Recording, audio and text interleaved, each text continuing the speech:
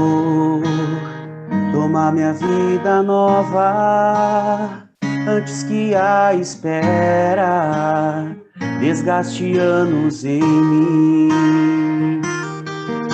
Estou disposto ao que queiras, não importa o que sejas, tu chamas-me a servir.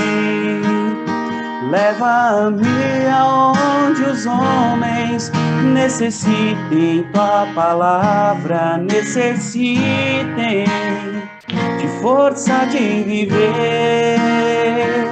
Onde falte a esperança, onde tudo seja triste, simplesmente por não saber de ti. Leva-me aonde os homens necessitem tua palavra, necessitem de força de viver.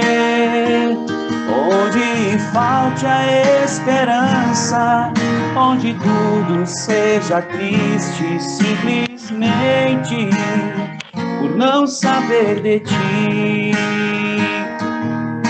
Te dou meu coração sincero para gritar sem medo tua grandeza, Senhor. Tereis minhas mãos sem cansaço, tua história em meus lábios e a força na oração. Leva-me aonde os homens necessitem tua palavra, necessitem da força de viver. Onde falte a esperança, onde tudo seja triste, simplesmente por não saber de ti. Leva-me aonde os homens necessitem tua palavra, necessitem da força de viver. Onde falte a esperança, onde tudo seja triste, simplesmente por não saber de ti. Convido você, meu irmão, minha irmã, que já está aqui junto conosco, a traçar sobre nós o sinal da nossa fé, o sinal da Santíssima Trindade. Em nome do Pai, do Filho, do Espírito Santo. Amém. E assim, Senhor, nós queremos iniciar mais esse dia, mais esse momento de formação, esse momento de partilha, Senhor. Pedindo que hoje o Teu Espírito Santo, mais uma vez, se derrame sobre nós, Senhor. E venha nos fazer, mais uma vez, estarmos com o coração aberto na Tua presença.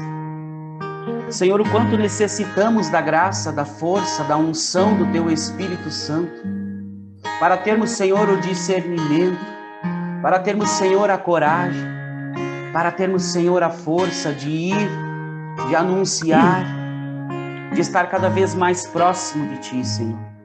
Por isso, nós pedimos que o Teu Espírito Santo hoje se derrame sobre nós, encha, Senhor, com Teu Espírito Santo o nosso ser, encha, Senhor, o Teu Espírito Santo a nossa vida, o nosso viver, o nosso pensar, o nosso agir, Senhor, para que assim nós possamos verdadeiramente ser testemunhas Tuas, Senhor, e assim possamos todo dia, a cada instante, dar o nosso sim, e ir, Senhor, aonde Tu nos mandares, ir, Senhor, para onde Tu nos enviares, Senhor, e assim anunciar a Tua palavra, anunciar, Senhor, a Tua graça, anunciar, Senhor, a Tua ressurreição, anunciar, Senhor, que Tu és o nosso Senhor, que Tu estás conosco, Senhor, que Tu permaneces conosco.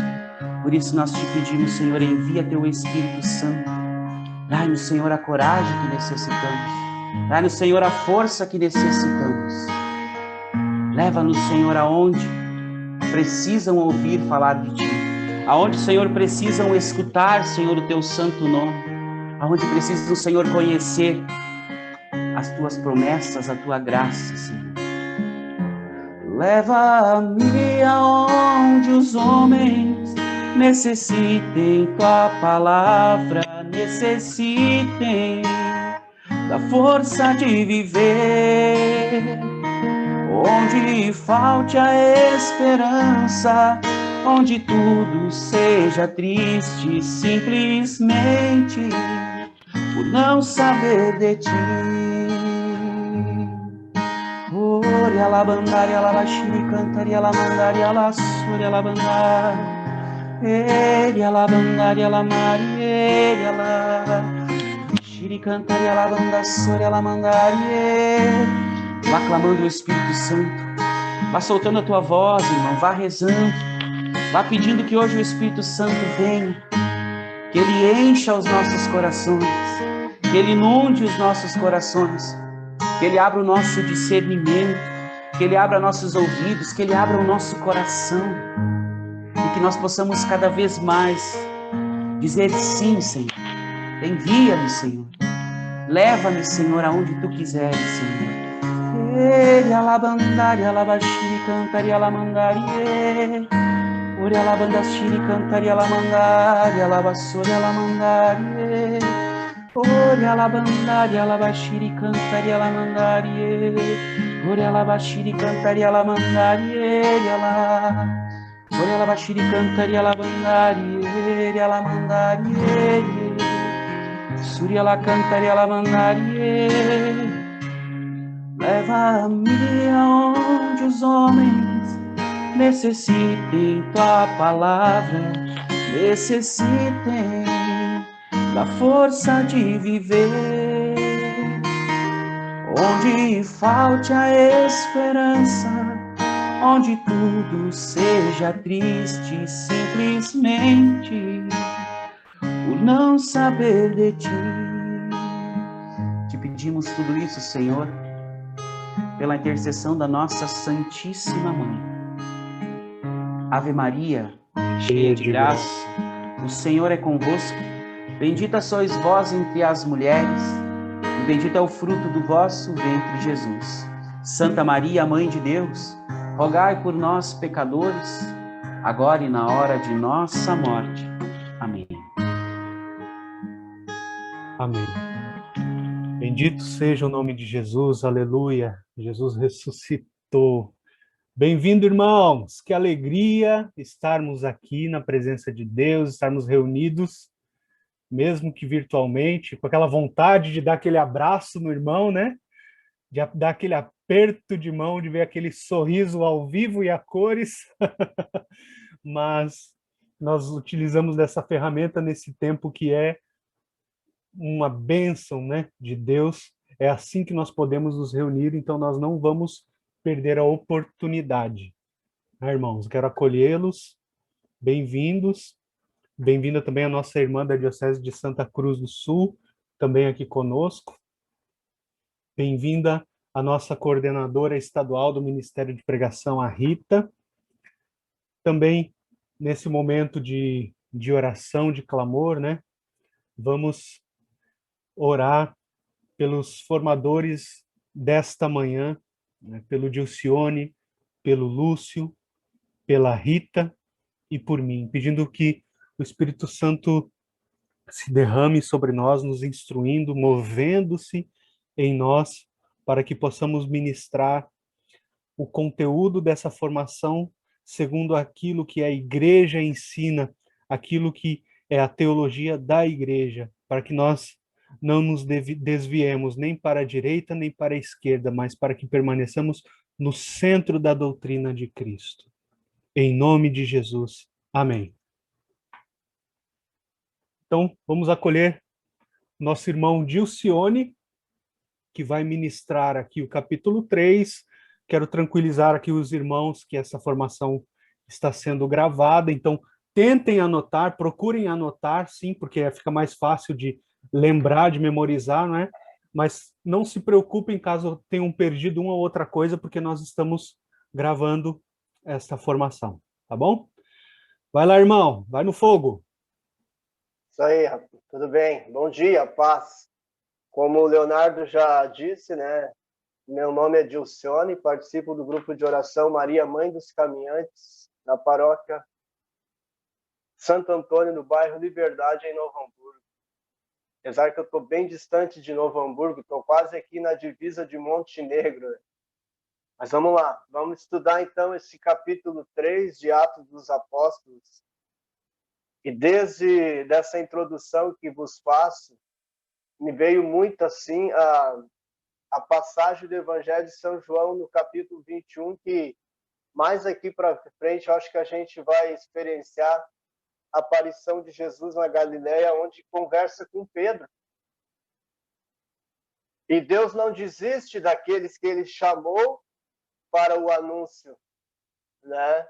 Tem todo aquele processo de cura, e Jesus acreditando que Pedro seria capaz de anunciar, de ser esse discípulo, de ser esse apóstolo, o anúncio do Evangelho da Boa Nova. E nós vemos em Atos, no capítulo 3, onde a gente vai estudar o quanto o Espírito Santo agiu na vida deste homem para que as maravilhas podiam acontecer no meio do povo. Jesus mesmo disse, farão obras maiores do que eu. Então, isso quer dizer que Deus não desiste de mim nem de você. Não desistiu do Pedro, que negou, Pedro que falhou muito, Pedro turrão, Pedro que tomava sempre a frente das coisas, e Deus acreditando que no fundo, este homem tinha algo para acrescentar. E veja que, começando agora, entrando nesse capítulo 3, né? A cura de um coxo. São Lucas vem trazer para nós, não é uma história, mas sim a ação do Espírito na vida da comunidade primitiva. E aqui entra o terceiro elemento, que é a oração. E no primeiro versículo vai dizer, Pedro e João iam subindo ao templo para rezar na hora nona, às 3 horas da tarde. E nisto um homem era coxo de nascença que punham todos os dias à porta do templo, chamada Formosa, para que pedisse esmola aos que entravam no templo. Então, esse terceiro elemento, a oração.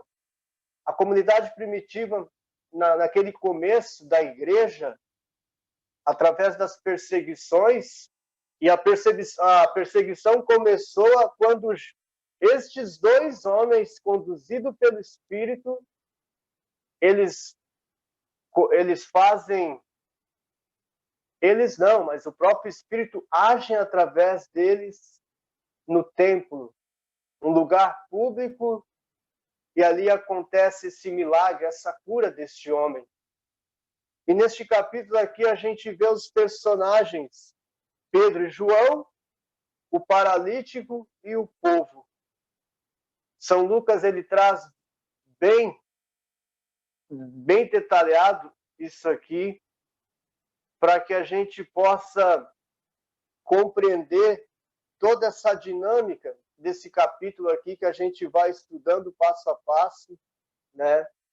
Mas no começo, a oração que Santa Teresa d'Ávila até diz, ensina em seus livros, a oração é uma relação íntima de amizade, permanecendo muitas vezes a sós com quem sabemos que nos ama. Então, Jesus ama a cada um de nós, assim como ele amou Pedro, acreditou em Pedro. Pedro, tu me amas? Apacenta minhas ovelhas. Então, através de Pentecostes, no capítulo 1 de Atos, que a gente já estudou, então começa a ação do Espírito Santo nestes homens para propagar. Gente, isso, olha, é incrível que a ação do Espírito faz na vida de um homem, na vida de uma mulher, quando as pessoas se colocam à disposição e aderem esse chamado para que Deus possa operar maravilhas. e operou através da porta formosa desse templo, aonde esse homem paralítico ficava a vida toda à mercê de, até implorando as pessoas para mendigar, de pessoas generosas que iam ao templo para orar, e ali estava sempre esse homem mendigando, pedindo uma esmola. E por incrível que pareça, e não é coincidência, é providência, Pedro e João estão à porta do templo. Eu fico imaginando, pai, esses dois homens vão me dar muitos denários. Eles vão me dar algo muito bom para mim. E veja que, e deram realmente, deram a entrada deste homem no templo. Esse homem não passava da porta, ele ficava ali era o limite dele. Então Pedro e João rompeu aquele esquema de que agora tu vai entrar em nome de Jesus. Eu te ordeno, levanta-te. Em nome de Jesus, eu te ordeno, levanta-te. E Pedro pegou pela mão e levantou e conduziu, e ele entrou orando e louvando e bendizendo a Deus. Gente, terminou o esquema. Eu fico pensando assim, este homem não voltou mais a mendigar. Este homem se tornou um grande apóstolo. Ele se tornou um grande discípulo para anunciar também, pois ele entrou no templo e louvando e bendizendo a Deus. Amém. Então, isso não tem palavras. Pelo tempo que ele ficou mendigando, só este fato, este milagre, essa cura, num lugar público, compensou tudo aquilo que ele ficou a vida toda mendigando.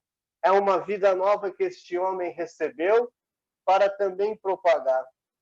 São Lucas não traz esses detalhes, mas vamos pensar que este homem também se tornou um discípulo na comunidade.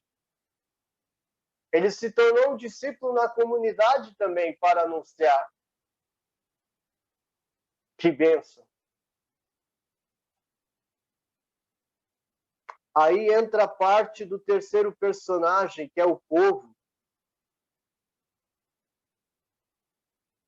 Lá no versículo 12, quando começa o segundo discurso de Pedro, né? À vista disso, falou Pedro ao povo: homem de Israel, por que vos admirais assim? Ou por que fitais os olhos em nós, como se por nossa própria virtude ou piedade tivéssemos feito este homem andar? Aí Pedro vai tocar lá na antiga aliança, os patriarcas, né, onde ele vai dizer, vai mencionar o nome, o Deus de Abraão, o Deus de Isaac, o Deus de Jacó, o Deus de nossos pais glorificou o seu servo Jesus, que vós entregaste e negaste perante Pilatos, quando este resolvera soltá-lo. Mas vós renegaste o santo e justo e pediste que vos desse um homicida. Mataste o príncipe da vida. Mas Deus ressuscitou dentre os mortos. Então, Pedro, nesse segundo discurso, aqui já nesse terceiro capítulo, estão só os dois apóstolos. Os outros discípulos não estão. No primeiro discurso, a gente percebe que estão todos eles. Mas aqui só está dois, é Pedro e João. E Pedro, na audácia, na ação do Espírito, com a coragem, com a intrepidez, ele dá esse discurso, levando aquele povo que ficou pasmo, que ficou perplexo, assombrado diante daquele ato, daquele milagre, ali na porta formosa do templo. E Pedro começou a dar o discurso, já mencionando alguns patriarcas da antiga aliança, e depois falando, exortando o povo à conversão, a reconhecer que Jesus é o Senhor e Salvador, ele foi predestinado pelos antigos profetas que já profetizavam, já falavam de Jesus nos tempos vindouros,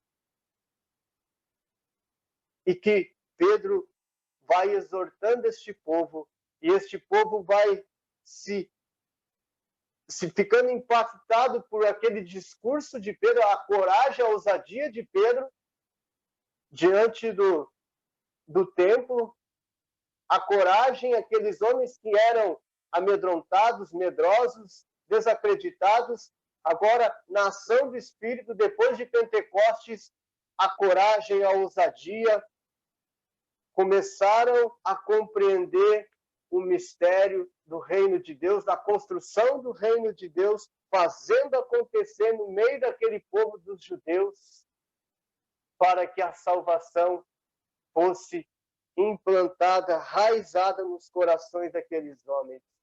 Amados irmãos, esse capítulo 3 que São Lucas traz é muito riquíssimo. É muito riquíssimo para a gente poder se debruçar, para a gente poder compreender melhor como a comunidade primitiva, o terceiro elemento, a oração. É verdade que depois desse discurso de Pedro aqui, logo mais no capítulo 4, aí, o André já vai dar o segmento, né?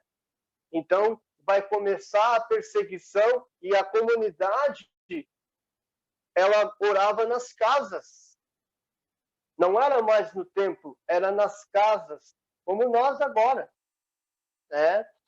A igreja doméstica, ela está bem atualizada, como João Paulo II dizia, o Papa, né? O saudoso João Paulo II. A igreja doméstica agora está sendo bem acionada. A igreja doméstica, nós, carismático, família carismática, não podemos estar na igreja, no grupo de oração, mas nós temos a igreja doméstica. Então, é isso que esses homens, lá no começo da igreja primitiva, a oração era feita nas casas devido à perseguição. Amados irmãos, eu encerro por aqui este momento, para não estender muito, né? Eu sei o quanto é maravilhoso poder estar estudando, meditando e se debruçando em cima de Atos dos Apóstolos, aonde São Lucas vai narrar, né, os acontecimentos, milagres e prodígios na ação do Espírito Santo na vida destes homens que começaram a propagar o Evangelho, começaram a testemunhar, como Pedro nesse discurso: vós que negaste o justo e santo, Senhor e Salvador, que os profetas lá da antiga aliança, do Antigo Testamento, vocês negaram Jesus. Olha a coragem desses homens. E eu volto desde o começo. Deus não desiste de cada um de nós. Deus não desistiu deles porque eles tinham algo dentro deles que podia desabrochar, podia aflorar, podiam ter um crescimento para poder ter virtudes, a coragem de anunciar esse evangelho. Isso é maravilhoso, isso não tem preço. Então, isso serve como referência para nós nos tempos de hoje. Ser conduzido pelo Espírito Santo, ter essa capacidade, essa docilidade, ter essa intimidade na oração. A oração que nos faz ter essa intimidade, essa contemplação, essa vivência, esse ardor para que o Evangelho se propague, para que o mal não tenha tanta força, mas que o Evangelho, através de mim e de você, de cada pregador que foi chamado, que sente esse chamado de poder propagar, amados irmãos, independente do que acontecer, nós seremos coroados, nós seremos recompensados. Deus não vai nos abandonar.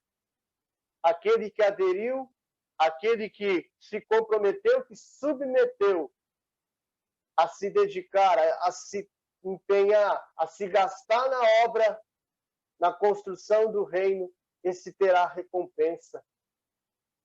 Amém? Amém. Glória a Jesus. O Senhor continua realizando maravilhas ainda hoje, né? Graças a Deus a internet funcionou bem aí, né, Edilcione? É milagre de Deus, aleluia! É que aqui é um lugar assim, é no interior, então é muita mata aqui, então a gente instalou a internet semana passada e graças a Deus aí deu tudo certo. Graças a Deus. Só um lembrete aqui, orientação para os irmãos, né? Conforme nós recebemos orientação da RCC Brasil e do Estado, né? Para as formações online, que na medida do possível, né, todos estejam com a câmera ligada, né? Porque para não parecer que quem está pregando, quem está ministrando a formação, está dando formação para uma tela preta, né?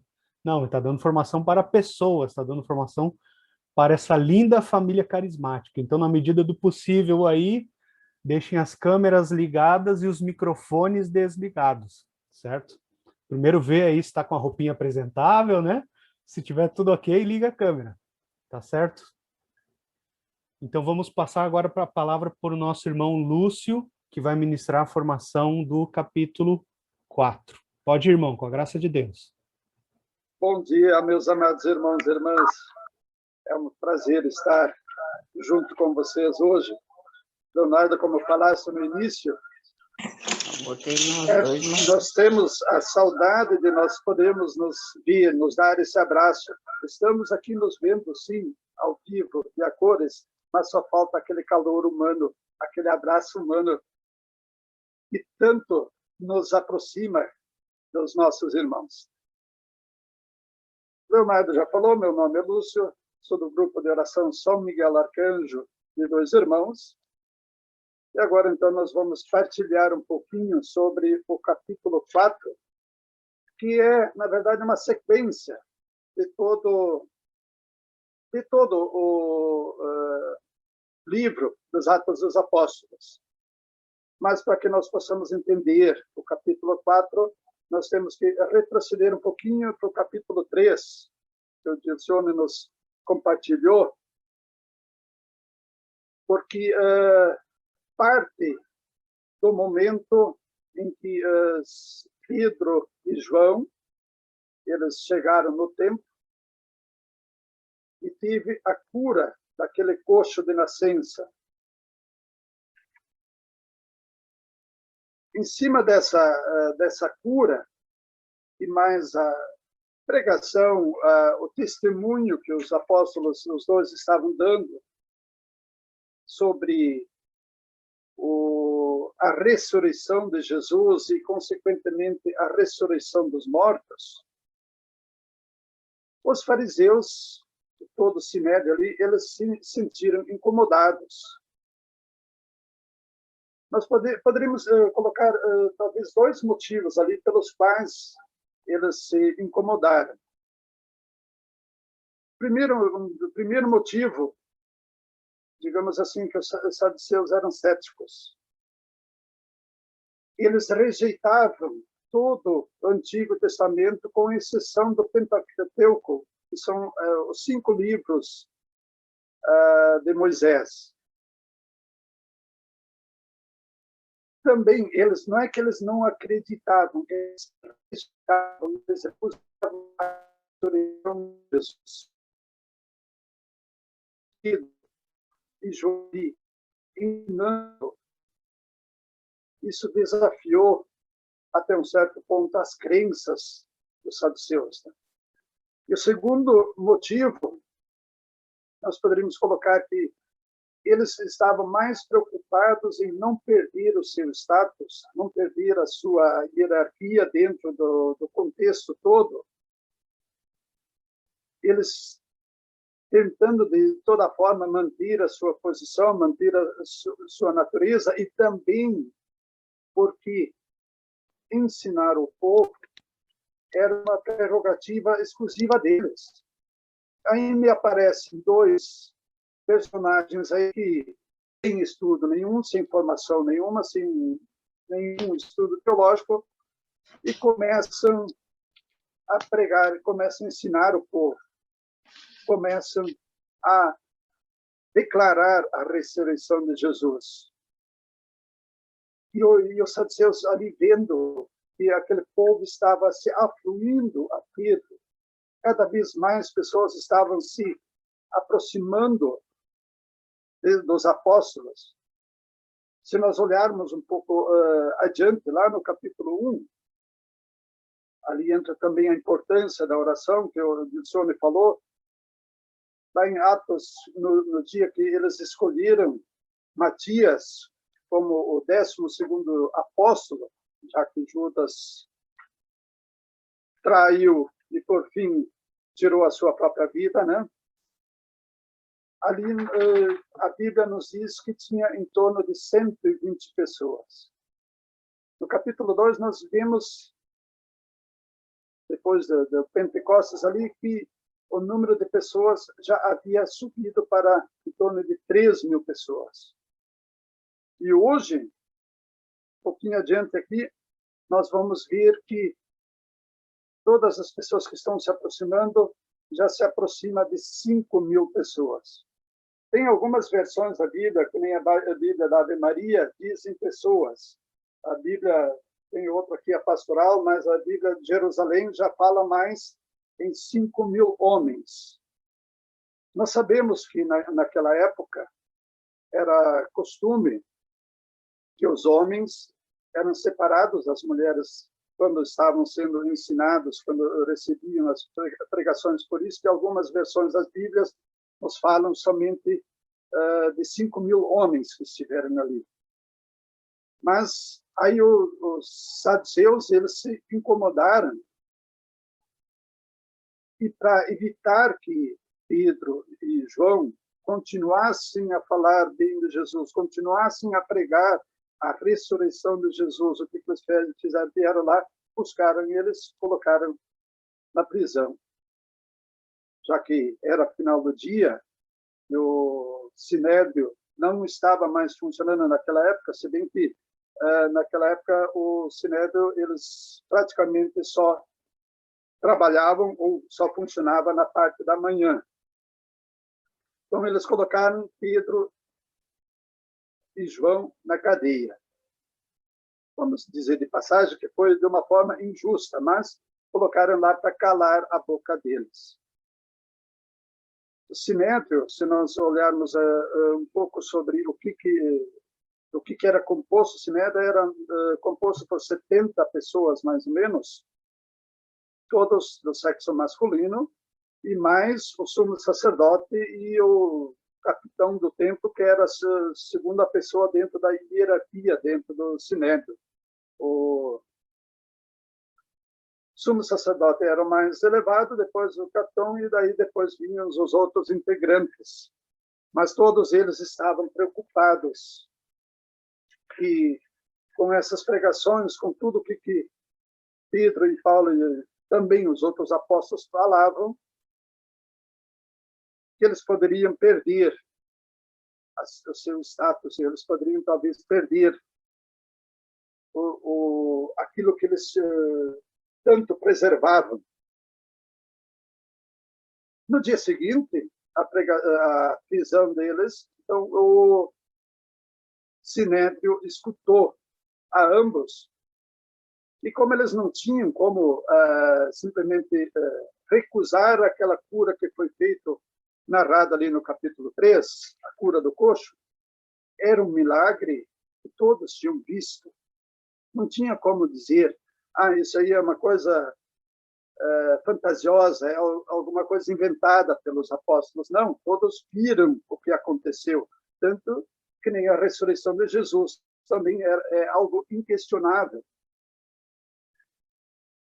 Aí eles perguntaram, no nome de quem vocês fizeram essa cura? Pedro, tão cheio do Espírito Santo, como já havia recebido o Espírito Santo lá em Pentecostes, né? ele foi e disse, respondeu para eles, em nome de Jesus, aquele mesmo que vocês condenaram, aquele mesmo que vocês crucificaram, aquele mesmo que vocês injustamente mataram, mas Deus o ressuscitou. Aquela que é a pedra angular, que nós vemos também lá no Salmo 117, inclusive é o Salmo desse fim de semana, das celebrações da Santa Missa desse fim de semana, né? É em nome dele que essa pessoa foi curada, mas quem curou ela foi a fé deles. Vale talvez nós ressaltarmos um pouquinho aqui, né, quando Pedro responde, quando Pedro encara o Sinédrio sem medo, sem receio, uma pequena diferença do que aconteceu, o que nós celebramos há poucos dias atrás, na Sexta-feira Santa, quando Pedro negou Cristo por 3 vezes. Hoje não. Hoje ele, cheio do Espírito Santo, encara, apesar de saber tudo o que poderia acontecer com eles, não, ele não fica com medo. Ele vai ali, encara o Sinédrio, encara toda a cúpula. Se bem que, falando um pouquinho mais sobre o Sinédrio era aquele grupamento composto que eles não tinham o poder de condenar. Eles apenas julgavam e apresentavam às autoridades romanas. É ali que Pedro, cheio do Espírito Santo, responde-lhes a essa altura, em nome de Jesus, em nome de Deus, aquele que vocês tanto rejeitaram. Dentro dessa coragem, dentro desse conhecimento que esses apóstolos demonstravam, mesmo, né, os saduceus ali sabendo que eles não tinham nenhuma formação acadêmica, não tinham grandes estudos, eles ficaram perplexos com todo o conhecimento que eles tinham, com toda a coragem, com toda a convicção que eles pregavam, que eles falavam aos seus seguidores de Jesus. E aí não tiveram outra coisa, reconheceram que não havia culpa neles, ou seja, não encontraram nenhuma culpa neles. Por isso, então, eles foram meio que obrigados a soltar esses 2 apóstolos. Mas ainda naquela questão de eu estou mais preocupado com o meu status, com a minha posição, eles proibiram os 2 de continuarem fazendo as pregações, de continuarem proclamando a ressurreição de Jesus e, consequentemente, a ressurreição dos mortos. Ameaçaram os apóstolos. Talvez, né? Não foi colocado todas as ameaças que eles receberam, as expressões, tudo que eles usaram para ameaçar os apóstolos, mas com certeza não foi algo leve, porque se eles mataram Jesus, muito bem poderiam matar esses 2 também, que estavam ali enfrentando as crenças dos saduceus, enfrentando desafiando, talvez, no modo de dizer, a alta cúpula que estava instaurada na época, porque quem deveria, segundo eles, pregar seriam eles os doutores das leis, e não os apóstolos. Mas assim que Pedro, Paulo e João foram soltos, eles voltaram para o seu povo, contando tudo o que tinha lhes acontecido, contando todas as ameaças que eles receberam lá no Sinédrio, lá no salão, ou seja, na sala onde eles haviam sido colocados, onde normalmente o Sinédrio se juntava para fazer os seus julgamentos. eles felizes, cheios de Espírito Santo, voltaram para o seu povo. E aí toda essa multidão começou a orar, a rezar,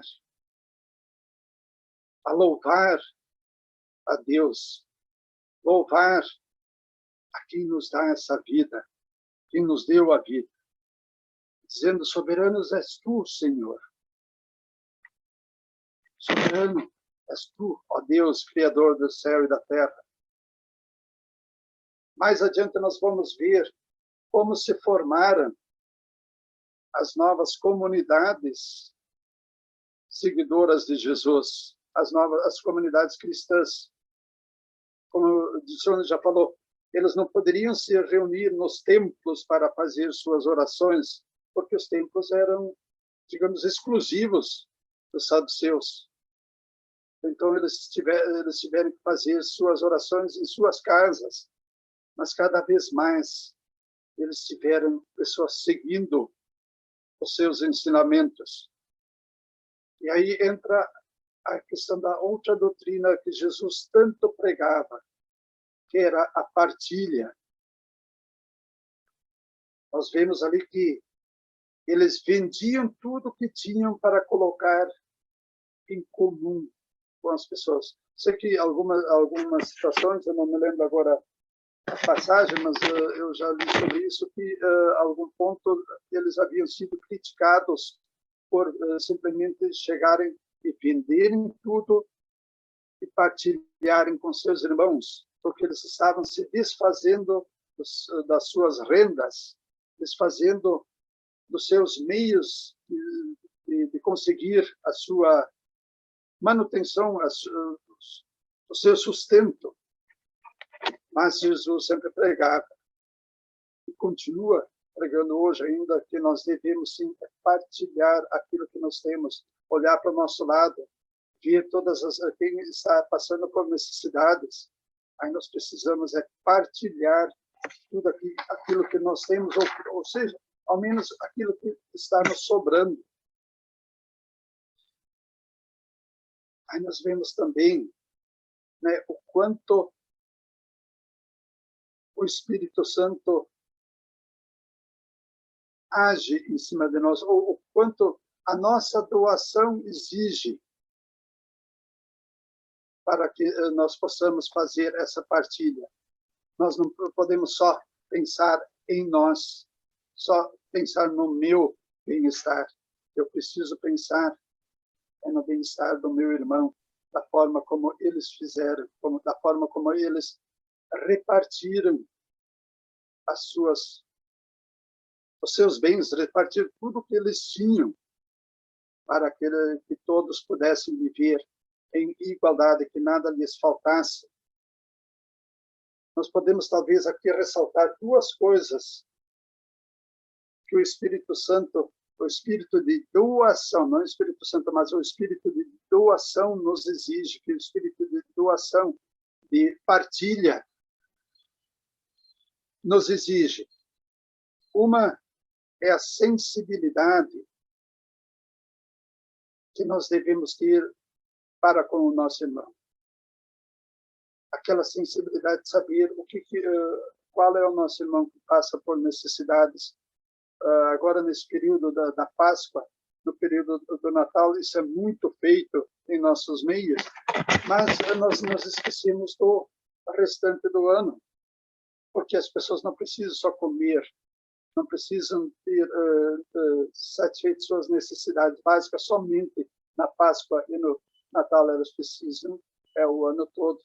Aí entra essa questão da sensibilidade que esse povo tinha em partilhar tudo com os seus irmãos. E também a segunda ação do espírito de doação é a confiança em Deus. Deus jamais vai nos deixar faltar o nosso básico quando nós partilhamos com as nossas obras, com os nossos irmãos, quando nós partilhamos aquilo que nós temos, que nós não precisamos, ou partilhamos, mesmo que eu necessite, mas eu vá partilhar com meu irmão. Então, essa confiança que nós devemos ter em Deus, essa não pode faltar. E é um exemplo que eles, nas comunidades primitivas, ali no começo, eles tiveram.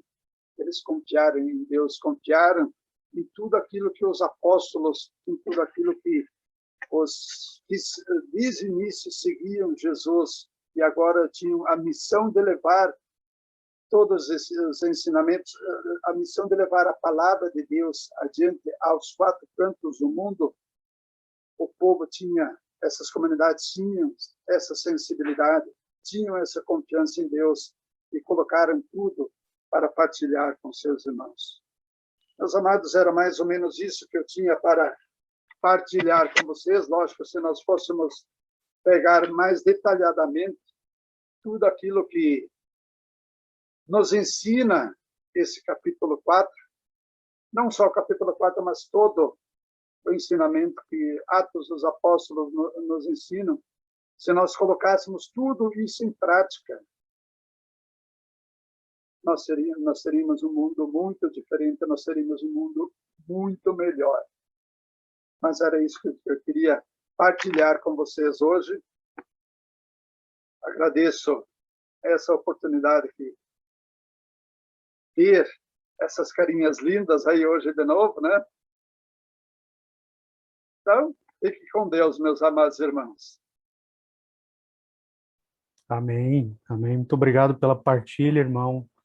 O Dilcione e o Lúcio aí trazendo uma partilha riquíssima para nós. Deus abençoe. E agora, né, nós vamos acolher a Rita, nossa coordenadora estadual, né, nessa festa da misericórdia. Uma honra tê-la conosco nesse domingo da misericórdia. Eu passo a palavra para você, Rita. É uma honra para mim estar aqui com vocês. Uma grande alegria estar com essa diocese novamente, né? E ter vocês. Depois estou trancando. Vocês me escutam? Então, é uma alegria estar aqui com vocês, né? Essa diocese, assim, que o Leonardo, eu sei que talvez ele até fica meio, né, sem jeito, que ele é um menino, né, bastante humilde, mas a diocese de vocês é uma diocese referencial dentro do nosso estado em termos de disciplina, em termos de estudo, né, perseverança desses grupos, principalmente dos pregadores que se reúnem para estudar, né? Eu sei que o Leonardo, ele talvez fica meio sem jeito quando eu falo isso, mas realmente é, né? E o ano retrasado e passado já era assim, então é uma continuidade que agora também está sendo, né, movimentada pelo Leonardo.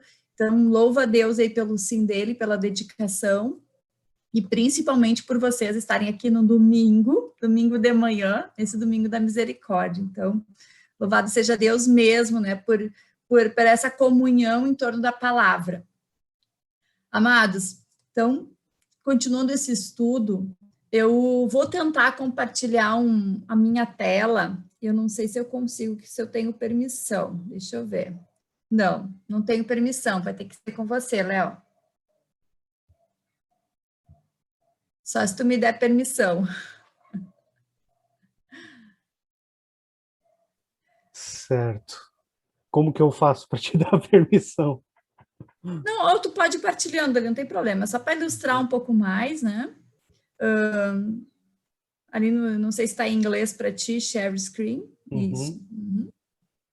Oi? Então, só para a gente ilustrar um pouquinho o que eu trouxe aqui, né? Não sei se não tá os vídeos em cima, tá bom para vocês? Então, tá. Então, a gente pode passar aqui. Então, lembrando que eu utilizei um pouco do material do que a gente recebeu desse PDF, que é da dissertação de um estudo de um Frei, né? E também usei alguns recursos, eu vou tentar colocar aqui no meu vídeo, tá? Que é a Bíblia do Peregrino, que ela é muito boa. Vocês vão ver que ela tem uma pequena parte aqui, a parte de cima, são os capítulos e versículos, né? mas toda a parte de baixo, então metade da página é a explicação, já um estudo, né, uma exegese feita pelos estudiosos, já prontinha aqui para nós. Muitas vezes a gente fica procurando na internet, fica procurando em alguns outros locais, né, mas muitas Bíblias têm. Então, a Bíblia do Peregrino é muito boa. O Lúcio falou na Bíblia de Jerusalém, né? A Bíblia de Jerusalém também vai ter um pouco, mas não tanto, né? Um pouco menor aqui a explicação. E também outros recursos que eu gosto, assim, de mostrar o dicionário bíblico, né? Que muitos de vocês têm. Antes o Lúcio falou sobre o Sinédrio, então, sobre o Sinédrio, no dicionário bíblico, tem uma página cheinha, né? Uma página cheinha de explicação. Então, ele é muito bom, assim, porque ele nos leva um pouco também, além dos significados da história, e outros recursos que tem, né? Que é os próprios livros. Eu não sei se alguém aqui já adquiriu, que eu falei o ano passado para vocês, quando a gente estava estudando Romanos, que são os livros do Scott Hahn, né? Na verdade, é o Scott Hahn e o Kurt Smith, né? Então, ele vai trazer algumas perícopes, né, que ele separa, e alguns pontos, assim, de estudo, exegéticos mesmo, alguns pontos exegéticos que ele traz para nós. Então, ele tem aqui o São Lucas, né, também, então ele tem todos os evangelhos, ele tem as cartas, já tem em português, tá? Então, é bem prático, não é bem completo, tá? Assim, às vezes ele deixa um pouquinho a desejar, mas é um recurso super bom. E outro ponto é o dicionário do grego, do Novo Testamento. Eu só tenho do Novo Testamento, que também nos auxilia bastante na hora de a gente fazer um estudo, né? Ou até mesmo na hora de nós, principalmente, fazer aquele contexto numa pregação, tá? Então, a gente pode passar aqui, Léo. Bom, aqui o que nós vemos, né? Começamos a ver a continuidade do acontecimento que tinha sido já relatado aqui pelo Lúcio, né, que falou o capítulo 4. É isso, irmão? Estou falando errado teu nome. É, o Lúcio, né? Então, o Lúcio vai relatar ali, se vocês estão com a Bíblia, até gostaria que vocês ficassem com a Bíblia aberta, porque nós não vamos conseguir ler, né, todo esse capítulo, mas eu vou salientando alguns pontos e você pode ir vendo ou nas suas anotações ou na própria Bíblia. A gente vê que nos últimos versículos do capítulo 4, eles falam, quando eles começam a falar desse novo mover da comunidade quanto à partilha dos bens, ele vem falar um tal José, quem os apóstolos chamavam de Barnabé, que possuía uma área, né, um campo, e ele acabou vendendo e levou o dinheiro e pôs aos pés dos apóstolos. Algumas Bíblias vão começar ali no capítulo 5, versículo 1, com o pronome mas, né? Mas, a minha já começa dizendo certo Ananias, com consentimento de sua mulher Safira. Mas algumas outras Bíblias têm esse mas, ou um porém, ou seja, está comparando dois comportamentos, né? O comportamento do José, que vendeu todos os seus bens e colocou todo o valor aos pés dos apóstolos, e o comportamento de Ananias e Safira. Então, ele vem trazer, né, esse comparativo, foi que eu escrevi aqui, da generosidade amorosa da comunidade batizada no Espírito Santo, versus, o que eu coloquei aqui em vermelho, a enganação influenciada por Satanás, né? Então, o ponto principal, embora parece para nós foi porque eles não partilharam, mas ao a gente começar a estudar a palavra, a gente vê que o ponto principal foi eles terem enganados. Esse casal ter usado de mentira, né? Então, ele diz, a gente vai perceber nas palavras de Pedro fala em ação do Espírito Santo e fala em influência de Satanás, né? Na minha palavra aqui do Peregrino, ela está em Satanás, fala exatamente Satanás. Acho que na de Jerusalém também. Eu não sei como que está na da Ave Maria. Deixa eu ver aqui. Jerusalém também fala em Satanás, né? Então,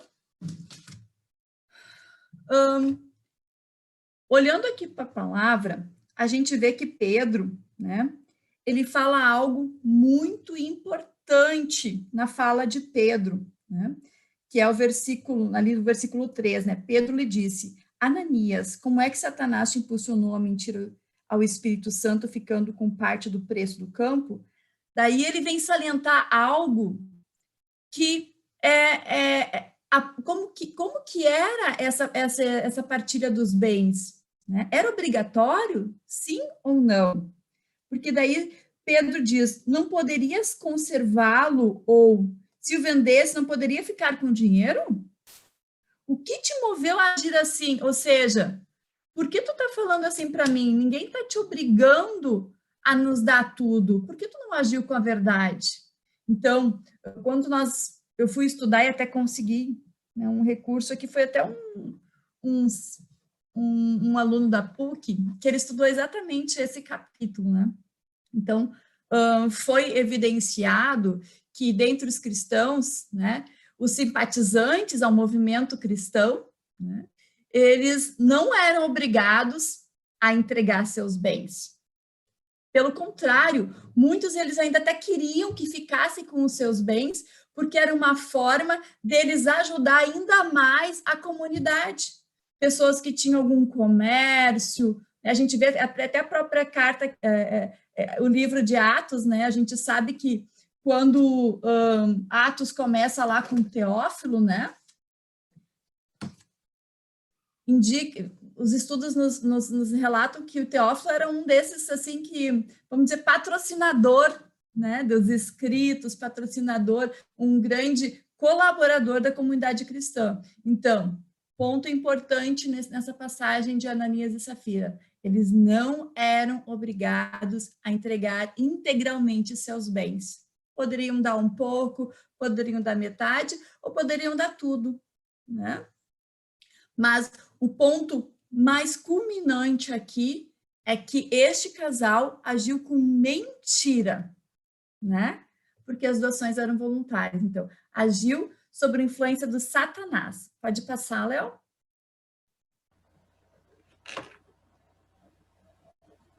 Então, daí vem algo que nos choca, né? Que é o versículo 5, que Ananias caiu morto, né? Como o pessoal diz, morreu, né? Morreu. E isso a gente fica até um pouco espantado, mas será que foi maldição de Pedro, né? A gente fica meio assim, meu Deus do céu, para o nosso olhar, né? Aqui, pós-moderno, como, sei lá como vamos chamar, contemporâneo, a gente meio que se escandaliza com a morte de Ananias, né? E a palavra não diz que foi Pedro, não diz que foi os apóstolos, não diz que eles mataram Ananias. Em nenhum momento fala isso. Mas nos leva a pensar que foi Deus. Nos leva a pensar. Não estou dizendo que isso está escrito. Mas, na verdade, o que São Lucas quis nos relatar aqui, quis evidenciar com a morte de Ananias, é que Ananias, ao mentir, ele escolheu a morte. Que a consequência da mentira é a morte, né? Então, Ananias escolheu a morte através da sua opção pela falsa segurança do mundo. A confiança dele, como o Lúcio ainda colocou, a confiança em Deus, a confiança não estava ainda em Deus. Tudo bem, quer entregar? Entrega parcial, né? Olha, eu vou entregar parte, mas ele escolheu mentir porque ele ainda pensou, não, eu quero ter a simpatia dos cristãos, mas ainda não estou totalmente confiante em Deus, né? E daí, o que também São Lucas quer ressaltar aqui é o que Pedro fala, ainda no versículo 3, né? Ananias, a mentir ao Espírito Santo. Ele diz que não mentiu aos homens, mas ele mentiu à pessoa do Espírito Santo, né? Daí nós vamos lembrar, lá no que a gente, logo no começo de caminhada, a gente nos choca muito, né? Porque quando a gente não conhece o Senhor, a gente acha que é meio besteira as coisas do Espírito Santo. E então nos é apresentada aquela palavra lá em São Marcos, né? Capítulo 3, que vai dizer: todos os pecados serão perdoados aos filhos dos homens, mesmo as suas blasfêmias. Mas todo que tiver blasfemado contra o Espírito Santo jamais terá perdão, mas será culpado por um pecado eterno. Então, é o pecado contra o Espírito Santo. Então, ele vem relatar, vem fazer essa correlação do pecado contra o Espírito Santo. E mais adiante vai falar que apareceram, então, alguns jovens ali que pegaram o corpo, né, do Ananias já falecido e levam, conduzem ele. Pelos estudos, né, esses jovens, Lucas quis salientar a idade dessas pessoas, porque ele poderia ter dito algumas pessoas vieram, né, e retiraram Ananias dali, mas não, ele quis salientar os jovens, ou seja, os jovens perceberam aquele valor, né,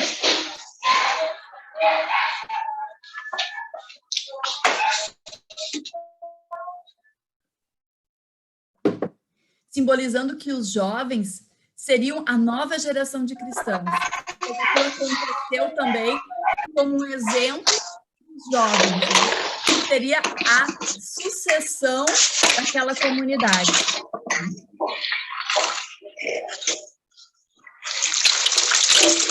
Eu acho, Léo, que tu consegue fechar quando dá ruído, tá? Tu consegue fechar os microfones, porque tu é o host, né? O hospitaleiro nosso. Porque às vezes dá uns chiados no microfone de uma de outras pessoas, né? Por internet, coisas assim.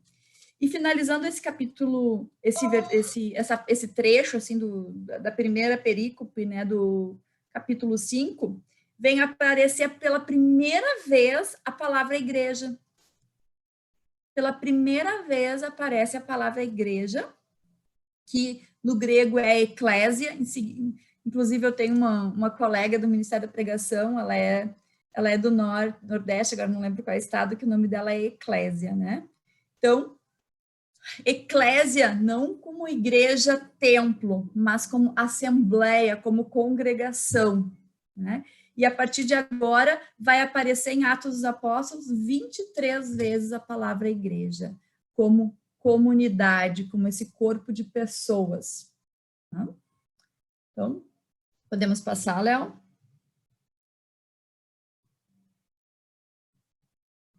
E agora a gente vai para a segunda parte, já quase finalizando, né? Aonde nós vamos ver, então, um ponto bem importante que começa, e a gente vai ver que essas narrativas, elas se repetem ao longo do livro de Atos, que são milagres, que são seguidos de ciúmes, né? Que levam a uma prisão, que levam ao julgamento, eles são soltos e eles voltam de novo. Né? Então, nós vamos ver aqui os milagres dos apóstolos, né? E vai falar, em algumas Bíblias, vai dizer que eles estavam na entrada do pórtico, né? No pórtico de Salomão. Então, seriam num desses, onde está o número 7 aqui, né? Então, numa dessas portas do templo aqui, né, de Salomão, do pórtico. Então, o pórtico de Salomão, acho que está aí em cima, né, o número 7, que você botar uma setinha para o pessoal ver. Então, eles estavam dentro do templo, eles anunciavam nas ruas, porque lembrando que era permitido até, né, tinha uma certa permissão, porque o grupo de cristãos, ele era um grupo, assim como tinha saduceus, fariseus, não sei o quê, tinha um grupo dos cristãos, como se fosse um movimento dentro da igreja, tem o ECC, tem o MCJ, tem o CLJ, tem o ONDA, tem a Renovação, tem o Apostolado da Oração, então lá também tinha, né? Só que o que começou a acontecer é que eles não aceitavam Jesus como filho de Deus, né? E principalmente o que agora os apóstolos pregavam, a ressurreição, né? E o Lúcio colocou muito bem, né, o porquê que ele ia tão contra as leis judaicas, né? Já foi, não vou estar repetindo aqui, pode passar. Não. Então, no versículo 12, vem falar dos milagres, E a gente lembrando, quando vocês estudaram no último encontro, né? Atos 2, ele vem falar, lembra que os sinais daqueles que levam o nome de Jesus, né, serão seguidos de sinais e milagres ou prodígios. Isso se repete, né? Jesus, quando faz as promessas, também ele fala. E aqui a gente vê quando os apóstolos tomam posse, né, daquilo que Jesus falou, são realmente batizados no Espírito Santo e agem em nome de Jesus, sim, acontecem sinais, milagres e prodígios, né? E a Bíblia, quando a gente lê o Antigo Testamento, e vocês mesmos, a gente lembra, né? Quando a gente lê algumas passagens, ela fala nesses sinais e prodígios, que é aquilo que acompanha a ação de Deus, né? A grande manifestação de Deus. Deus não precisa, mas ele manifesta, né, a sua grandiosidade para que muitas vezes os homens creem um pouco mais, mas mesmo assim a palavra mesmo diz que mesmo aqueles que creem, ontem, acho que o evangelho de hoje termina dizendo, né, mesmo assim muitos não creem, né? Então vem falar dessa manifestação da ação forte de Deus através dos apóstolos, cumprindo a promessa, né? No versículo 14, Lucas vem salientar, eu não sei como está aí, vocês também pegam agora a Bíblia de vocês, né? Ele vem salientar os gêneros, homens e mulheres, iam juntando-se a eles um número crescente de fiéis ao Senhor, homens e mulheres. Então, a mulher a gente sabe que era muito desvalorizada naquela época, né? Mas aqui, e a gente, quando foi apresentada essa obra lucana para vocês, possivelmente foi comentado que agora os apóstolos vêm trazer uma palavra, um Deus que acolhe a todos, um Deus que é para todos, sendo circunciso, não circunciso, sendo homem, sendo mulher, né? Então, essa valorização da mulher, e ele vem salientar, já naquela época, imagina Lucas escrevendo essa grandiosidade da presença de homens e mulheres, né? E no versículo 15, né, vem um ponto importante, que é a sombra de Pedro, né? A sombra de Pedro, porque eles colocavam, então, próximo ali ao templo, as pessoas doentes, e eles sabiam quando Pedro ia passar, porque Pedro ia até lá, né, a insistência dele e dos demais irmãos, em continuar a obra de Deus. E eles, então, colocavam pelo menos as suas roupas, ou colocavam os enfermos ali próximos, para que a sombra de Pedro passasse sobre eles, atingisse eles. E essa palavra, essa figura de linguagem, assim, da sombra, né, até tem um salmo, né, que fala, você que está sob a sombra do Altíssimo, ou seja, você que está próximo, você que não se afastou de Deus, você que não se afastou do Senhor, você que se mantém firme aos seus mandamentos, você está sobre a sombra do Altíssimo. E quando você está sob essa sombra, a proteção do Senhor está contigo, a ação de Deus está contigo. Então, vem confirmar o ministério de Pedro, né, e a sua liderança, de que Deus estava com ele. Também vem trazer, né, esse comparativo, né? Mas realmente a sombra de Pedro curava, né? E então, já finalizando essa parte dos milagres dos apóstolos, pode passar, Léo.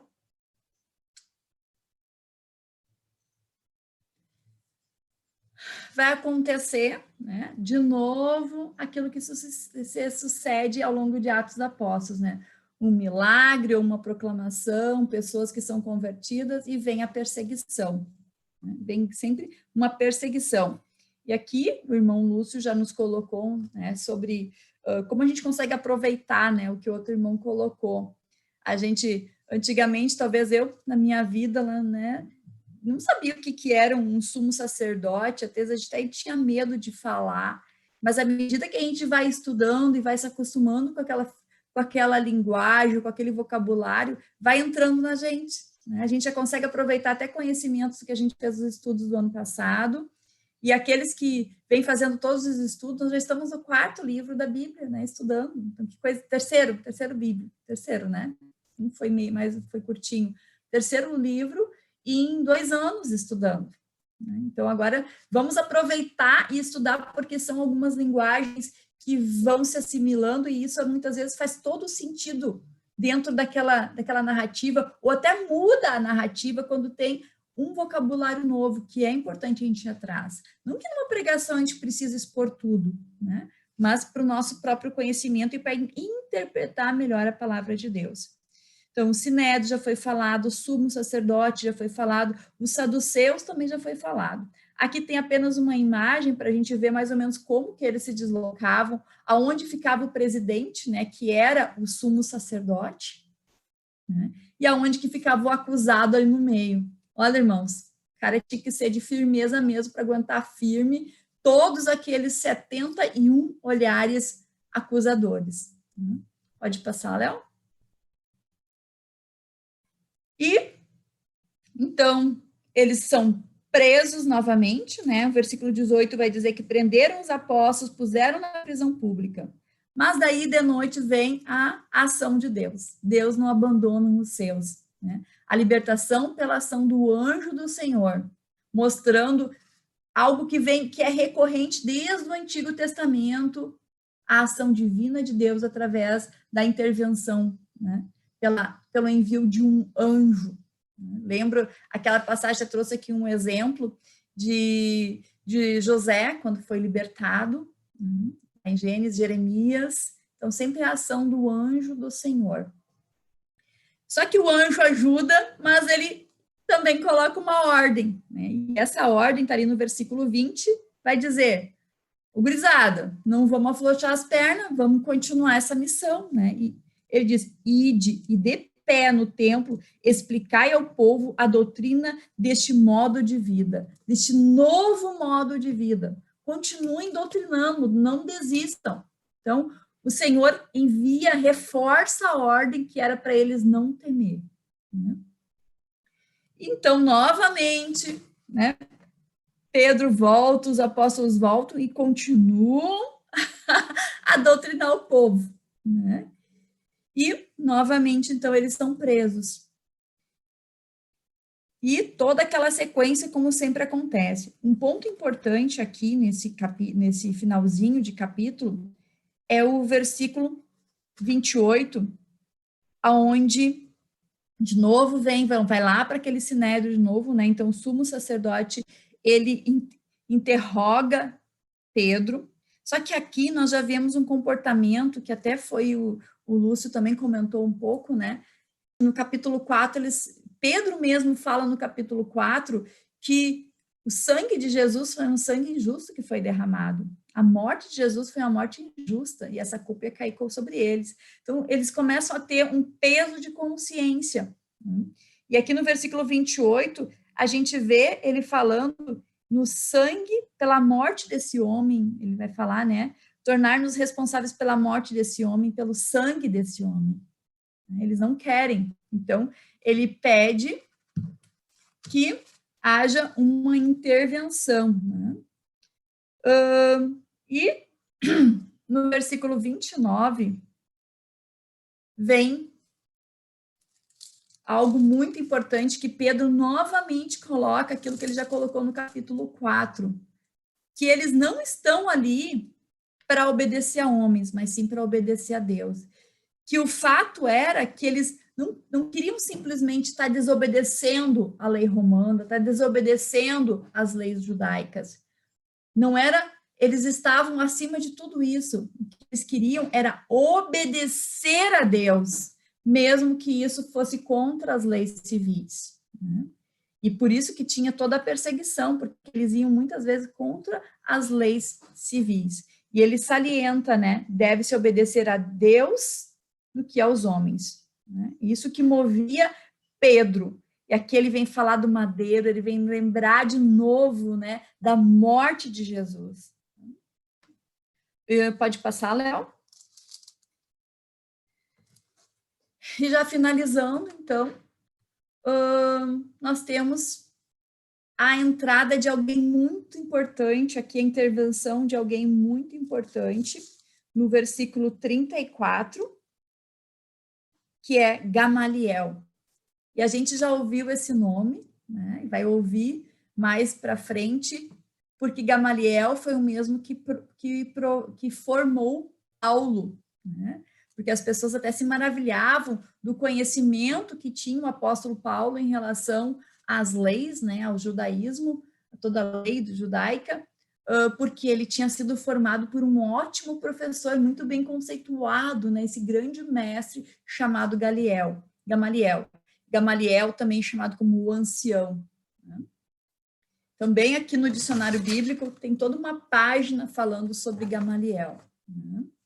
Então, Gamaliel, pela sua grande sabedoria, ele começa a lembrar de alguns personagens, né, de algumas histórias. Lembra do fulano que também tentou fazer tal coisa? Daí ele menciona, então, Teudas, Judas, né, que foram assim ao longo da história. Isso a gente não consegue muitas vezes encontrar aqui na palavra tal qual, mas pela tradição católica, a gente consegue ver que eles foram, então, alguns criadores de movimentos revolucionários, assim, né, que iam tanto contra as leis judaicas e contra o Império Romano. Inclusive, Judas, esse último aqui que ele menciona, ele criou algumas filosofias de resistência armada contra o Império Romano, e não deu certo, né? Então, exatamente isso que ele vem relatar, ele vem relembrar, né, que se fosse de Deus, né, iria preservar, se não fosse de Deus, iria fracassar, né? Isso ele vai terminar lá no versículo 38 e 39. Agora, portanto, aconselho-vos a não vos meterdes com esses homens, mas deixai-os ir em paz. Pois, se o projeto ou a execução for coisa de homens, fracassará. Se é coisa de Deus, não podereis destruí-los e estareis lutando contra Deus. Então, com grande sabedoria, ele acaba defendendo os apóstolos, né? Ele acaba liberando eles para novamente ficarem como missionários livres e seguirem a sua missão. E aqui, meus irmãos, é algo que sempre, assim, no momento de tribulação, né, eu que peço até para vocês pegarem ali o versículo 40 em diante, e passar seus olhos novamente e ler, né? E ler novamente os versículos 41 ao 42 aqui comigo. Então, eles foram soltos. Como que nós ficaríamos numa situação onde a gente, depois de, né, várias vezes ser preso, ser acusado, né, ser castigado? Olha o que eles falam, chamaram os apóstolos e os açoitaram. Os proibiram de falar no nome de Jesus e os despediram. E os açoites não eram tão barbadinhos assim, não é aquela varinha que a mãe pegava, né, e passava nas nossas pernas quando era criança, né, que nos ajudava a educar. Eram açoites que marcavam, que chegavam a aprofundar na pele, a tirar pedaços de carne. E olha como estava o ânimo desses açoitados. Eles saíram do tribunal contentes por haver sido considerados dignos de sofrer desprezos pelo nome de Jesus, pelo nome do Senhor. E não cessavam a cada dia no templo ou em casa de ensinar e anunciar a boa notícia do Messias Jesus. Eles se sentiram honrados, felizes por terem sido açoitados por causa do nome do Senhor, né? Por ter sido desprezados por causa do nome do Senhor.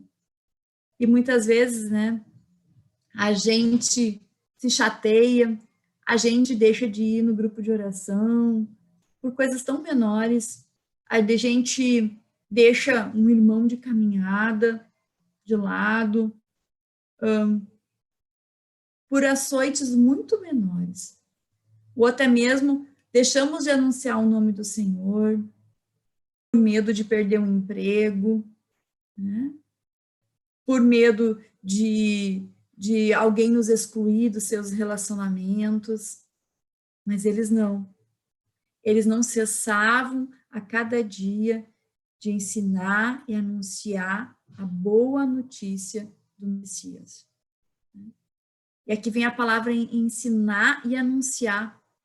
E o Leonardo tinha pedido assim para, né, agora fechando a formação, e apenas da minha parte, né, Leonardo, mas trazendo para vocês algo que até pode, Léo, parar de compartilhar, né? Trazendo para vocês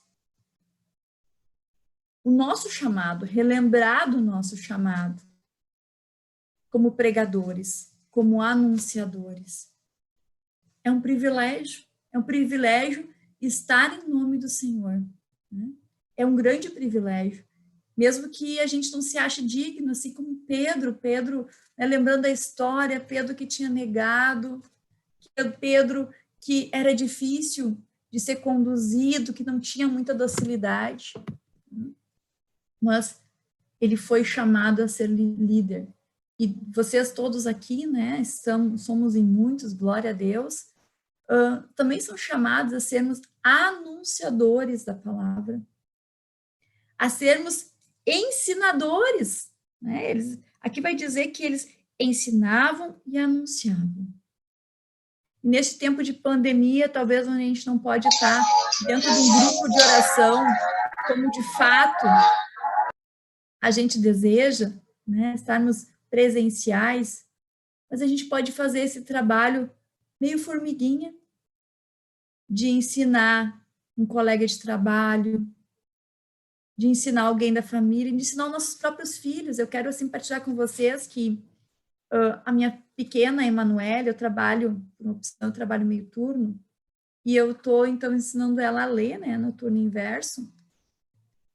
E eu disse assim, meu Deus, eu leio a Bíblia, ela vê eu lendo, mas eu não ensinei a minha filha, ela tem 6 anos, a procurar na palavra de Deus. Então, eu estou ensinando lá longe, aqui dentro de casa, muitas vezes a gente deixa de lado. E eu fazendo a liturgia diária, e ela disse, mãe, aqui a letra, acho que era até um livro, era uma semana que era um livro de Atos Apóstolos, é A, né? A-T-O. Daí ela, ato. Daí eu disse, é Atos. Daí ela disse, Atos. E ela tentou ler, então. E ela disse, mãe, mas como é que eu acho? Daí eu disse, filha, tu pega os números grandes, né? E eu fui mostrando assim para ela tem 6 anos. E ela ficou maravilhada de encontrar aquela passagem que eu estava. Ela foi buscou a Bíblia dela, né? Ela disse, mãe, eu não sei ler, mas agora acho que eu vou aprender. Tu me ensina. Então, meus irmãos, muitas vezes é dentro da nossa própria casa. Que coisa linda tu poder ensinar o teu filho, né? A procurar a passagem bíblica. E eu tentei, eu disse assim, tenta encontrar o nome Jesus aqui no meio. Então, ela encontrou o nome Jesus, né? Naquela passagem que a gente estava lendo do Evangelho depois. E daí o Salmo, eu li para ela e eu disse, vamos tentar decorar a resposta do Salmo. E ela foi decorando comigo, né? O Senhor é bom e compassivo, sim, se eu não me engano, era daquele dia. Então, é dentro da nossa própria casa também que começa o nosso chamado de anunciadores, de ensinadores, de professores. Então, se a gente quer algo muito longe, né? A gente quer talvez um microfone, a gente quer talvez um vídeo, né? A gente quer talvez uma rede social, mas começa dentro da nossa própria casa.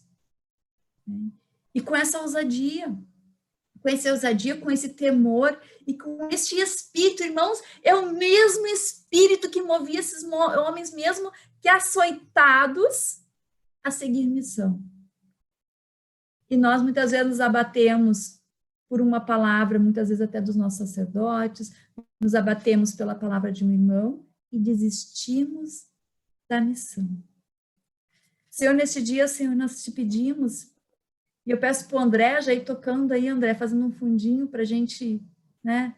Pedir que o Senhor derrame sobre nós esse espírito de ousadia, esse espírito de perseverança, esse espírito de fortaleza, esse espírito que esteve junto com os mártires, com os santos, com os apóstolos.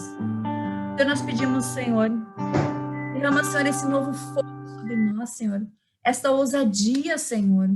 sobre todos nós pregadores, anunciadores, aqui, Senhor, da Diocese de Novo Hamburgo, através, Senhor, da autoridade espiritual que tem a Nelly, coordenadora diocesana, o Leonardo, Senhor, da pregação, Senhor, e todos esses irmãos aqui de diferentes grupos de oração.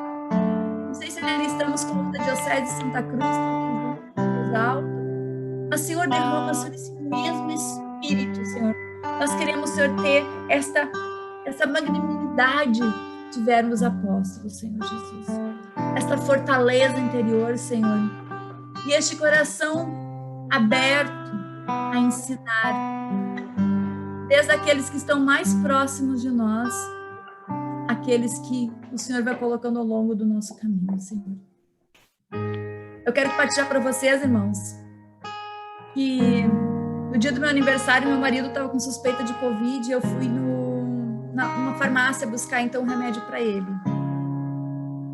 E a atendente do caixa estava ali fazendo somatório e o Senhor me moveu a dizer uma palavra para ela e eu estava com as medalhinhas de Nossa Senhora. Eu estava com pressa e eu não fiz isso. Na manhã de ontem, eu fiquei sabendo que aquela atendente, mãe de um menininho de 2 anos, 30 anos ela, ao atravessar a rodovia aqui da nossa cidade, foi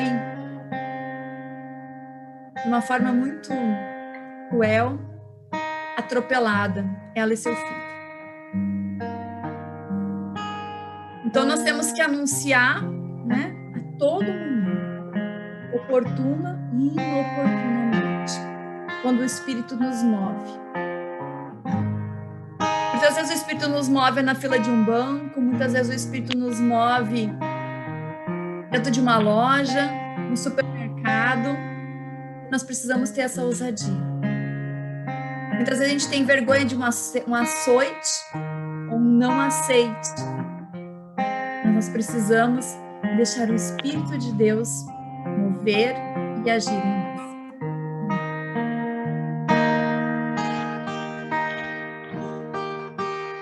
Leva-me aonde os homens necessitem tua palavra, necessitem da força de viver, onde falte a esperança, onde tudo seja triste simplesmente por não saber de ti. Leva-me aonde os homens necessitem tua palavra, necessitem da força de viver, onde falte a esperança, onde tudo seja triste simplesmente por não saber de ti. Amém. Muito obrigado, Rita, nossa irmã, por essa contribuição tão valiosa e também por esse momento de acolhida e de pastoreio, né? Eu coloco aqui também acolhida porque nós, pregadores da Diocese de Novo Hamburgo, nos sentimos acolhidos também pelo Estado, né, na sua pessoa, nesse momento como coordenadora da pregação no Estado do Rio Grande do Sul. Muito obrigado, minha irmã, e seja sempre bem-vinda à nossa Diocese. Amém?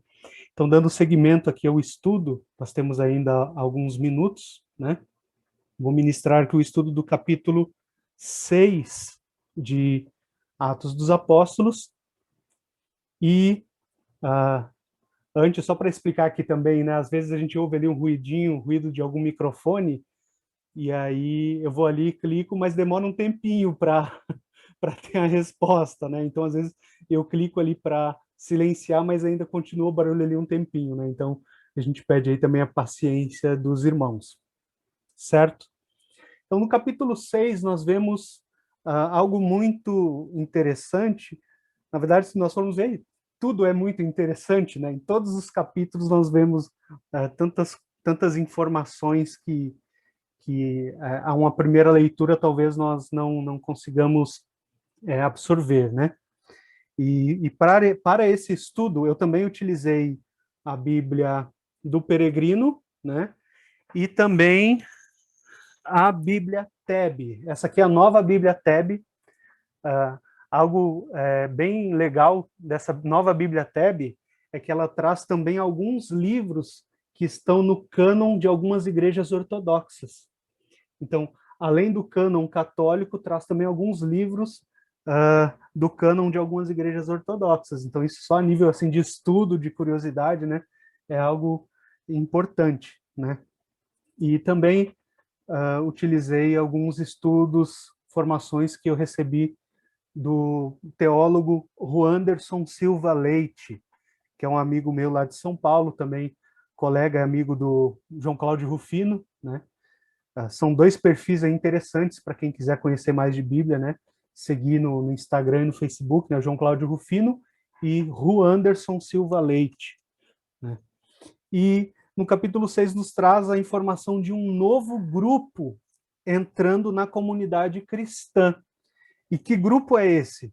É o grupo dos judeus helenistas, né? São os judeus da diáspora, ou seja, diáspora quer dizer dispersão, né? São aqueles judeus que vivem fora de Jerusalém, que vivem fora de Israel, né? Que já nasceram em outros países, né? E que são descendentes ali de judeus de Israel, né? Alguns estudos vão dizer ali que são descendentes até mesmo de ex-prisioneiros, né? Prisioneiros judeus, né? E nós não podemos confundir esses judeus helenistas com aqueles pagãos de língua grega, né? Que nós estudamos ano passado lá no livro, na Carta aos Romanos, né? Se falava muito desses grupos, né? Então, aqui nós estamos falando não de pagãos de língua grega que se converteram ao cristianismo. Nós estamos falando de judeus que praticavam a religião judaica e que viviam fora de Jerusalém. São judeus de língua grega, né? Muitos deles viviam em seus países e não iam até Jerusalém. Alguns poucos se mudavam para Jerusalém para viver ali os seus últimos anos de vida e serem enterrados, né, sepultados na Terra Santa. Então, dentre esses aqui entram as viúvas, que são esse primeiro tema do capítulo 6, né, as viúvas de língua grega, as viúvas que eram judias helenistas, né? E para esses judeus helenistas, né, vale aqui uma observação, existia uma sinagoga específica, ou havia sinagogas específicas para eles, chamada de Sinagoga dos Libertos, ou então Sinagoga dos Emancipados, que a gente vai ver aqui mais para frente, no próprio capítulo 6, no versículo 9. Era uma sinagoga específica para esses judeus de língua grega, né? E aí nós vemos que a comunidade cristã, ela ia crescendo, né? E esse novo grupo de judeus helenistas iam também sendo inseridos nessa comunidade cristã, né? A maioria dos judeus helenistas, eles permaneciam fiéis às suas tradições judaicas, né? E alguns poucos helenistas se convertiam ao cristianismo, né? Então, um dado interessante é que a maioria deles permanecia judeus, pelo menos aqui neste momento, né? Então, as viúvas eram um grupo desvalido, né? Desde o Antigo Testamento, nós vemos lá que as viúvas, ou a maioria das viúvas, dependia, não é, da assistência da comunidade, né? E agora, essas que se converteram, então, dependiam da caridade cristã, né? Dependiam da caridade da igreja, da comunidade dos cristãos, né? E nós vemos que essas viúvas de língua grega acabavam sendo desprezadas na assistência, né, da mesa, né, no auxílio da mesa. o que evidencia que essa diferença de língua talvez fosse ali uma espécie de preconceito entre os judeus de língua hebraica, né, em relação àqueles de língua grega, né? E aqui vale uma observação em relação aos judeus de língua hebraica, né? O hebraico, na verdade, ele não era a língua mais falada pela população de Jerusalém ou ali da Terra Santa, né? Desde o exílio da Babilônia, que foi lá 597 a.C. até 538, né? Eles foram deportados para a Babilônia, a língua hebraica foi se perdendo, né? Eles começaram a falar a língua daquele povo ali da Babilônia, então eles passaram a falar no dia a dia o aramaico. O aramaico é um dialeto do hebraico, né? Então, quando fala que judeus de língua hebraica, está querendo dizer aqueles judeus que falam o aramaico no dia a dia, né? Quando que o hebraico era utilizado? Nós podemos, assim, dizer que o hebraico acabou se tornando uma língua litúrgica, porque ele era falado no culto do templo, em Jerusalém, e no ensino das sinagogas. Então, poucas pessoas tinham o conhecimento da língua hebraica, mas os mestres da lei, os sacerdotes, aqueles que tinham mais estudo, falavam o hebraico. A população em geral falava o aramaico, claro, além do grego e do latim, né, porque ali toda aquela região fazia parte do Império Romano, né? E a língua grega era uma língua também internacional. Era como o nosso inglês hoje em dia, né? Então, as pessoas falavam ali ou o grego e o latim, né? E a língua daquela região mesmo era o aramaico, né? O dialeto que surgiu do hebraico, né? Então, os de língua grega começaram a reclamar que as suas viúvas estavam sendo deixadas de lado, né, na assistência da mesa, né, em relação às viúvas de língua hebraica, né? E essa falta de assistência chegou aos ouvidos dos 12, né, o grupo dos 12, os 12 apóstolos, né, que convocaram, então, todos os discípulos, todos os seguidores, para que criassem uma espécie de comitê que seria responsável pelo serviço da mesa, né? E aqui serviço em grego é diaconia. A palavra para serviço em grego é diaconia. Então, por isso que eles escolhem 7 diáconos, né? Enquanto esses 12 apóstolos, eles se dedicariam à oração e ao ministério da palavra. Então, qual a orientação que os 12 dão à comunidade, né? Para que eles escolhessem 7 homens, certo? E o critério é que eles fossem respeitados, né? Em algumas traduções vai dizer ele de boa índole, né? Que eles fossem dotados do espírito e de sabedoria, né? 7 homens respeitados, dotados de espírito e dotados de sabedoria. Então, a Assembleia escolhe aqueles 7 homens, e aqui um dado interessantíssimo. Os 7 homens escolhidos pela comunidade têm nomes gregos. Os 7 homens têm nomes gregos. Vale aqui voltar ali a informação inicial, que a reclamação era que as viúvas de língua grega não estavam sendo assistidas, certo? Então, não foi somente o grupo dos helenistas que os apóstolos convocaram, mas toda a comunidade dos discípulos. Então, toda a comunidade escolhe esses 7 homens com nomes gregos, né? Provavelmente todos esses homens pertenciam ao grupo dos helenistas, né? Nós não temos essa informação, né? Mas segundo os estudos, isso é o mais provável, que todos sejam helenistas, a menos que um ou outro fosse ali de língua hebraica, mas tivesse um apelido grego, né? O que não era impossível. Nós vemos isso acontecer, por exemplo, com o próprio Paulo, né? O apóstolo Paulo, que tinha o seu nome hebraico Saulo, mas que também tinha um nome latino, né? Que é Paulo. Então pode ser que tenha acontecido isso com um ou outro, mas, repito, o mais provável é que todos sejam ali de origem grega, todos sejam helenistas, né? E sendo eles helenistas, isso é uma resposta, então, ao apelo que os apóstolos fazem para que eles fossem de boa índole, para que fossem cheios do Espírito Santo, para que fossem cheios de sabedoria. Porque se não tivesse esses critérios, pode ser que eles escolhessem ali 7 diáconos gregos que não tivessem sabedoria, que não fossem respeitados e que não tivessem o Espírito Santo. E o que eles poderiam fazer? Deixar de lado as viúvas de língua hebraica e, a partir de agora, dar atenção somente para as viúvas de língua grega.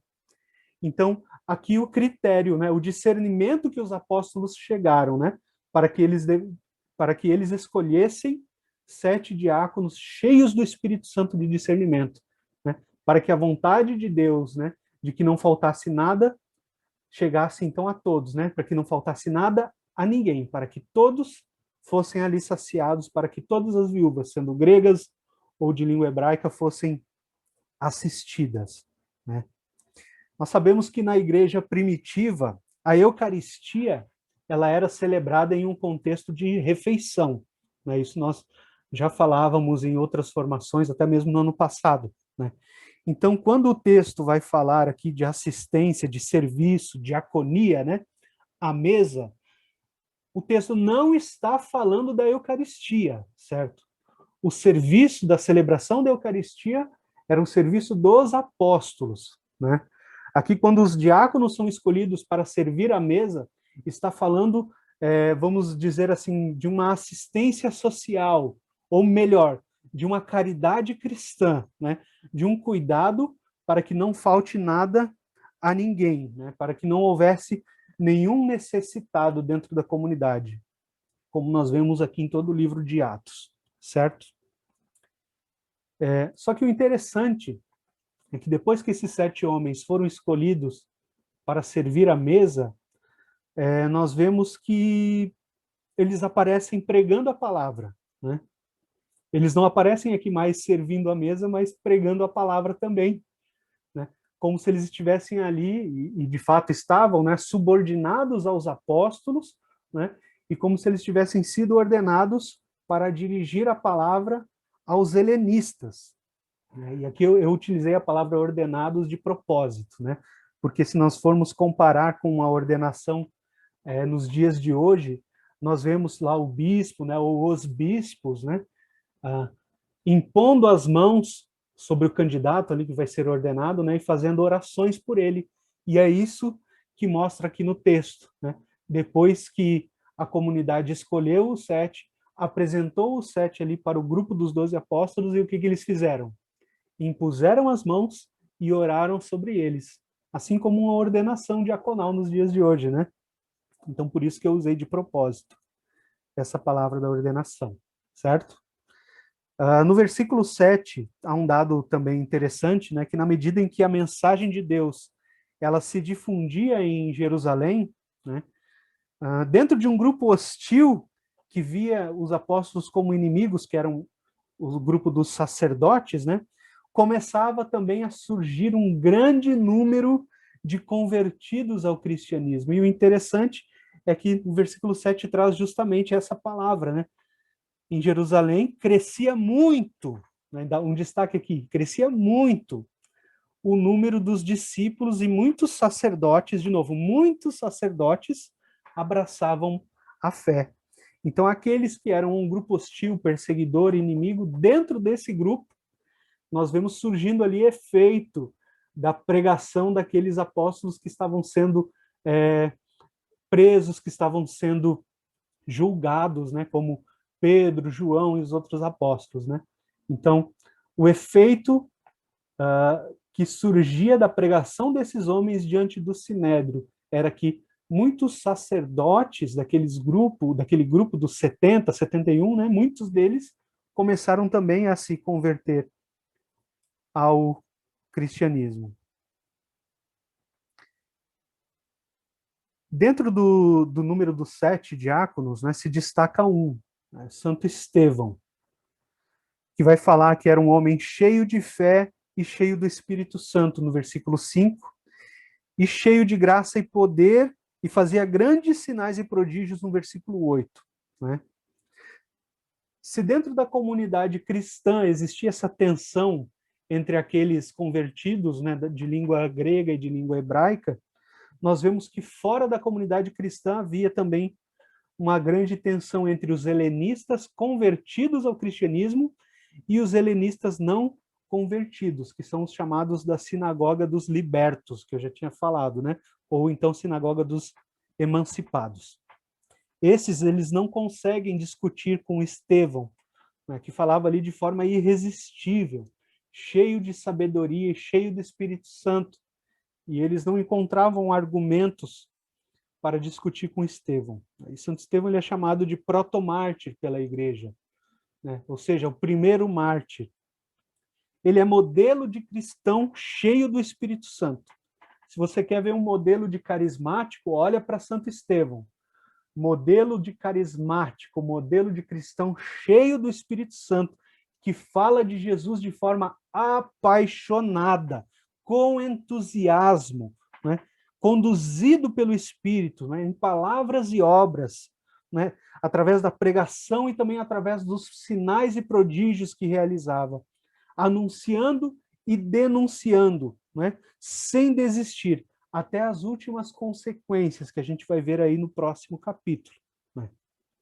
Então, esses judeus helenistas, não encontrando argumentos contra a sabedoria de Estevão, né, eles recorrem à difamação, incitando tanto os letrados como o povo, né, até levarem Estevão diante do conselho para ser julgado. E as acusações dele se concentram nas duas grandes instituições judaicas. E quais são essas duas grandes instituições? O templo, uma delas, e a lei, a outra, né? No versículo 14 nós vemos assim: ouvimo-lo afirmar que Jesus Nazareno destruirá este lugar e mudará os costumes que Moisés nos legou. Essa era a acusação dos helenistas ali em relação a Estevão, né? E nós sabemos que esse templo que Jesus falava que ia destruir e reconstruir no terceiro dia, e que Estevão estava pregando isso, né, era o templo do corpo de Jesus, né? A reconstrução do templo é a ressurreição de Jesus, nós vemos isso lá em João 2,19, e que de fato Jesus realizou essa obra, né? E em relação à lei, Jesus diz que não veio abolir a lei, mas veio levá-la ao pleno cumprimento. Isso está lá em Mateus 5,17. Então nós vemos aqui que as acusações dos helenistas em relação a Estevão lá no Sinédrio eram calúnias, né? Eles utilizavam daquilo que realmente, de fato, foi pregado, mas distorciam essa palavra pregada para poder caluniar Estevão, né? E diante dessas acusações, o que Estevão fez? Nesse primeiro momento, Estevão deu a eles o silêncio. No primeiro momento, o silêncio de um rosto angelical. Vai dizer que o Sinédrio olhava para ele, né, os que estavam ali sentados no conselho, e viam nele o rosto que parecia de um anjo. Então, nesse primeiro momento, a resposta de Estevão era um silêncio angelical. Talvez ali um rosto radiante como o de Moisés, depois de falar com Deus, lá em Êxodo 34, né? Mas esse silêncio ele é rompido, né? Depois ele é rompido por um longo discurso que segue ali no capítulo 7. Certo, irmãos? Então, a respeito do capítulo 6 é isso. E eu queria também partilhar aqui algo que eu aprendi dos meus formadores lá da minha antiga diocese, né? E uma frase que eu nunca mais me esqueci, né? Esse questionamento, faça esse questionamento para si mesmo. Quanto vale o meu ministério? Quanto vale o meu ministério? E a resposta é a seguinte: o meu ministério vale o quanto eu invisto nele. O meu ministério vale o quanto eu invisto nele. Então, nós poderíamos pensar assim, eu já tenho a minha Bíblia aqui, né? A Bíblia que eu levo para o meu grupo de oração, Então, para que eu vou comprar outra Bíblia de estudo, né? Para que eu vou comprar um dicionário teológico? Eu já tenho a minha Bíblia. Quanto vale o teu ministério? Enquanto nós tratarmos o ministério como se fosse um serviço voluntário, a palavra de Deus não vai chegar aos corações com eficácia. Nós precisamos encarar o nosso ministério como uma diaconia, né? Como um serviço, como a diaconia de Estevão, um serviço que é não somente assistir à mesa, mas dar a própria vida por Jesus, né? E aí você pode até afirmar, né? Não, mas eu não tenho condições financeiras, né? Eu não tenho condições financeiras de ficar comprando várias Bíblias de estudo, dicionários, não tem problema. Hoje a gente encontra material, né, na internet, nós encontramos formadores, teólogos, né, como o João Cláudio Rufino, que eu citei, que é membro da Comissão de Reflexão Teológica Nacional da RCC Brasil, também o Ru Anderson, né, esse meu amigo que eu citei, que ele é membro do Conselho Estadual de São Paulo, ele preside lá a Comissão de Diálogo Pentecostal Carismático, né, um homem cheio do Espírito Santo, cheio de sabedoria, cheio de conhecimento bíblico. Então, hoje nós encontramos recursos materiais sem a necessidade de gastar, ou melhor, nós encontramos materiais de estudo sem a necessidade de investir financeiramente, muitas vezes, né? Nós encontramos material gratuito, certo? Então, nesse caso, invista, né? Se você pode, invista o seu dinheiro, né? Se não tem, invista o seu tempo, né? Buscando conhecimento, buscando estudo, porque isso tudo enriquece, né?